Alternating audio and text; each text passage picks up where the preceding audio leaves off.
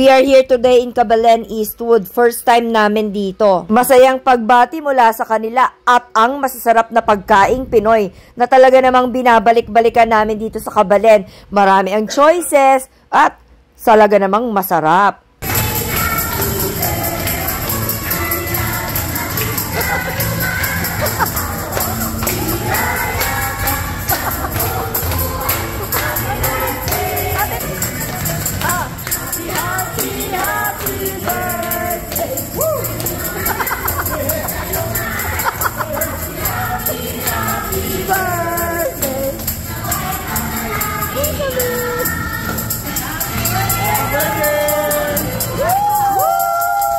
Thank you, guys!